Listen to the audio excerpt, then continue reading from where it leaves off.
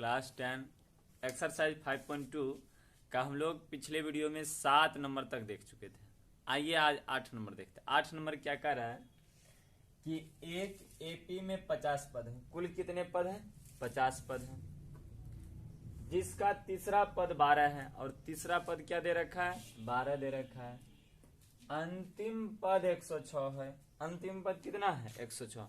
आप हमको बताइए कि टोटल इसमें 50 गो पद है और अंतिम पद कह रहा है कि 106, तो कौन सा पद 106 है? तो 50वां पद 106 होगा क्या? तो 29वां पद ज्ञात कीजिए, तब आपको 29वां पद निकालना है। देखिए कितना आसान तरीका से बनाएंगे, मजा आ जाएगा वीडियो देख करके आपको। तो कह रहा है कि 50वां पद ज्ञात करें। इसका तीसरा पद दे रखा है कि 12 है, 12 लिख दीजिए। अच्छा, ये तीसरा पद दे रखा है 12, तो इसका मतलब कि a प्लस का 2d होगा बराबर 12। आप कहिएगा कैसे? तो मैंने जब फर्स्ट क्लास पढ़ाया था, आप याद कीजिए, अगर एक साल 5000 प्रथम साल 5000 वेतन मिलता है और हर साल 200 का बढ़ोतरी होता है, तो दूसरा साल तो हो जाएगा 5000, 5000 इसका 200 बढ़ा प्लस 200। अब फिर अगला साल बढ़ोतरी जब 200 होगा तो 400 हो जाएगा, 5400, 5400। इसको 400 को हम क्या लिखेंगे कि 5000 जो 200 गुना 2, इसी को तो डी कहते हैं, नहीं 2d। अब हर साल तो 200 का अंतर होते जा रहा है, ये तो डी हो गया, इसको हम लिख देंगे 2d। अगर ये 200 मेरा डी है, हर साल बढ़ रहा है, सार्वंतर डी है, तो ये 2d हो गया। ये निकल गया मेरे भाई समीकरण फर्स्ट। दूसरा कह रहा है कि अंतिम पद 106 है। अंतिम पद के मतलब है कि 50वां पद 106 है, तो A5 बराबर A50 बराबर 106। अब इसको हम लिखेंगे कि A प्लस 49 का D बराबर 106। ये हो गया दूसरा पद। अब पहला में से दूसरा को क्या करेंगे? घटा देंगे, या फिर दूसरा में से पहला को घटा दीजिए। तो समीकरण सेकेंड माइनस फर्स्ट से, समीकरण सेकेंड माइनस का फर्स्ट से।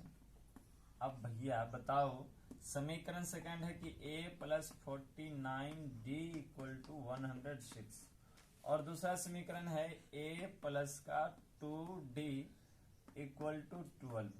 अब घटाइए, तो घटा के क्या बचेगा? ये तो ये कट जाएगा। अब 49 में से 2 जाएगा, 47d बच जाएगा, और इसको घटाइएगा तो 4 हो जाएगा, 9 हो जाएगा, 94 हो जाएगा। तो 47d इक्वल टू 94 हुआ। अब देखिए कट रहा है, इधर गुना में है, उधर जाके भाग में हो जाएगा। तो ये देखिए 2 बार में कट जाएगा। जब 2 बार में कट जाएगा तो d का वैल्यू जो निकला कितना निकला? 2 निकला। अब समीकरण फर्स्ट में d का मान रख दीजिए। समीकरण फर्स्ट में d का मान रखने पर, चलिए मेरे भाई d का मान रख दीजिए। समीकरण फर्स्ट का है कि a प्लस का 2d बराबर 12। तब इसको रख दिए a प्लस 2d बराबर 12। a d का वैल्यू 2 गुना 2 4 बराबर 12। इधर 4 क्या हो जाएगा? प्लस में हो जाएगा, उधर माइनस में। तो 12 माइनस का 4, a का जो वैल्यू निकला वो क्या निकल गया? 8 निकल गया। नहीं, अब आइए आपसे a का वैल्यू निकल गया, कितना निकल गया? 8 निकल गया।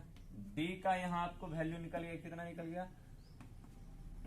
2 निकल गया। और आपको 29वां पद ज्ञात करना है, तो n जो दिया हो रखा है वो क्या है? दिया रखा है 29। ये सब बातें आपको दे रखा है।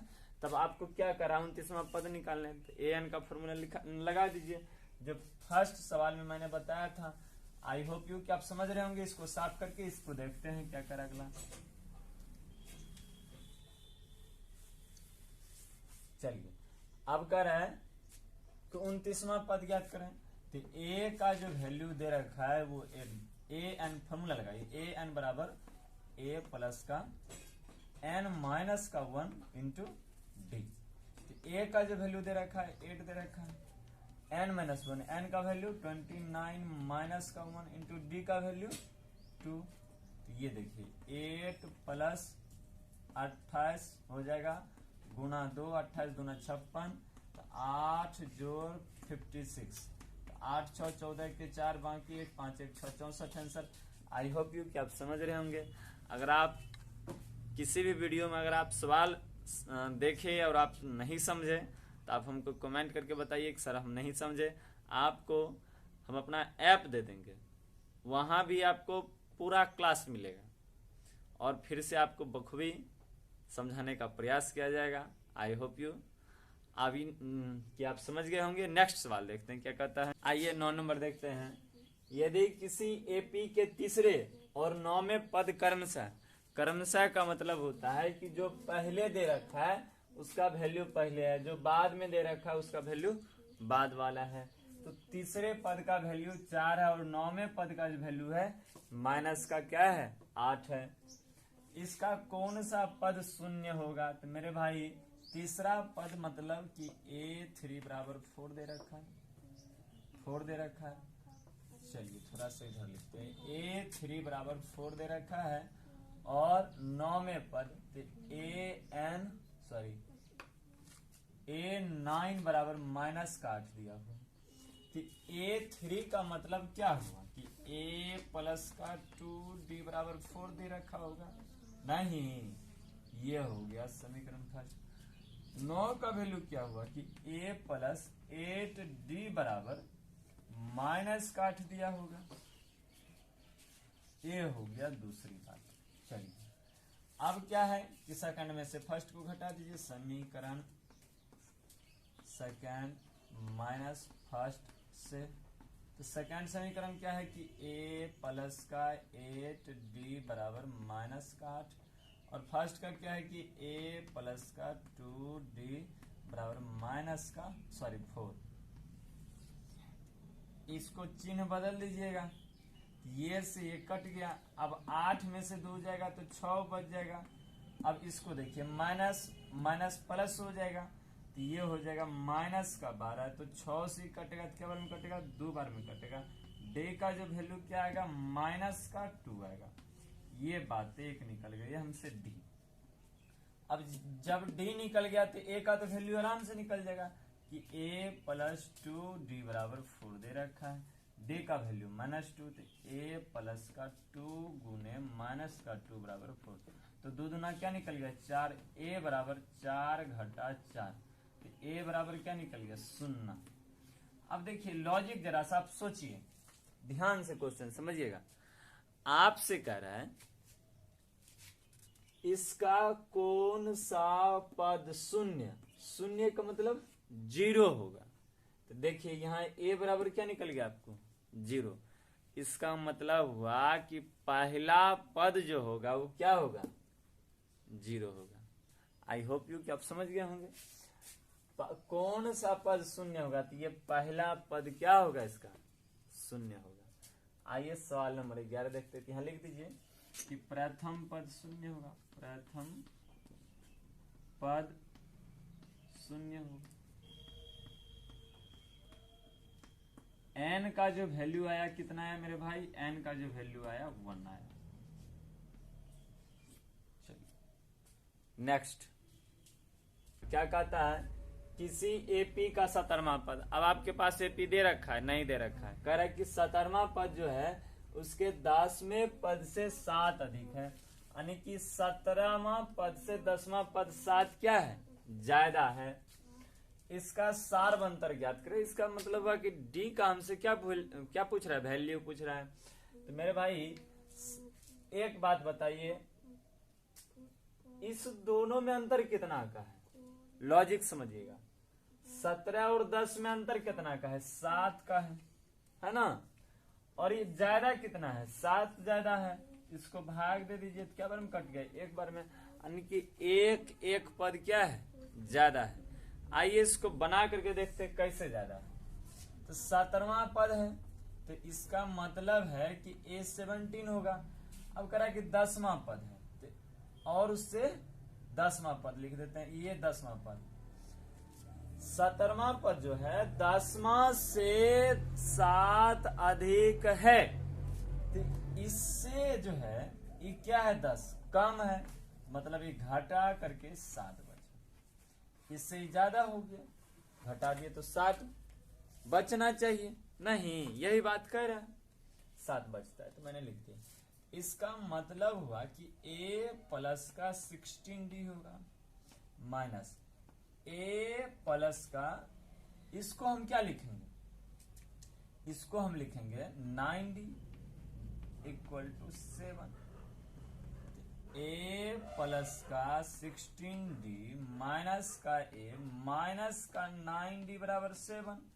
a माइनस में e प्लस में खत्म हो गया, तो 16 में से 9 घटाइए तो 9 7 16, तो 7 बच जाएगा बराबर 7।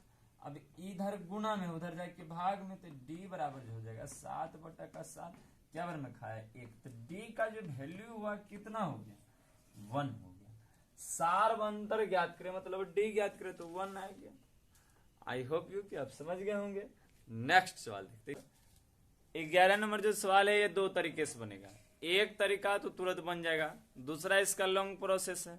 तो पहले हम लॉन्ग प्रोसेस देख लेते हैं, फिर इसका शॉर्ट प्रोसेस देखेंगे। कह रहा है कि a p 3 15 27 39 का कौन सा पद उसके 54वें पद से 132 अधिक है। तो पहले 54वां पद क्या है ये हमको पता है नहीं है, तो हम पहले 54वां पद निकालते हैं। a 54वां पद, तो a n बराबर हो जाएगा a प्लस का n माइनस का 1 इंटू डी। तो मेरे भाई a का जो वैल्यू दे रखा है 3 दे रखा है, तो 3 लिख दिए। n का वैल्यू 54 दे रखा है, तो माइनस 1 इंटू डी। अब d कैसे निकलेगा, तो सेकंड वाले पद में से पहला पद को घटा देना है, तो 15 में से 3 को घटा दीजिए, कितना होगा 12 होगा, तो ये हो जाएगा 12। इतनी धीरे पढ़ने रहे, 3 जोड़ ये घटेगा तो 53 हो जाएगा, d का वैल्यू 12, तो 53 गुना 12 कितना होगा 53 गुना 12, इसको कीजिएगा 3 दूना 6 हो जाएगा, 5 दूनी 10, 3 13 3 बाकी 1, 5 एकम 5 1 6, 639 हो गया। आज इसमें 3 जोड़िएगा कितना हो जाएगा 639 हो जाएगा। इसमें 3 जोड़िएगा तो 6 3 9 3 6 ना हो जाएगा 639, यही लिख दिया डायरेक्ट। तो 54वां पद का जो वैल्यू निकला कितना निकला 639 निकला। अब कह रहा है कि उससे जो है ना 54वें पद से 132 अधिक है, तब हम निकाल देंगे कि a n जो हमसे कह रहा है कि 54वां पद, तो 54वां पद उससे 132 अधिक, तो 132 अधिक कर दिए तो 9 2 11 की 1 बाकी 1 3 3 6 1 7 6 1 7 771 निकला। कौन सा पद पता नहीं। अब यही ज्ञात करना है कि कौन सा पद जो है ना 771 होएगा। तो देखते हैं कौन सा पद 771 होगा। तो हम फॉर्मूला लिख दें कि a n बराबर a प्लस का n माइनस का 1 इंटू डी। इसका वैल्यू निकल रहा है 771, तो 771 लिख दिए। a का वैल्यू दे रखा है 3, तो 3 लिख दिए।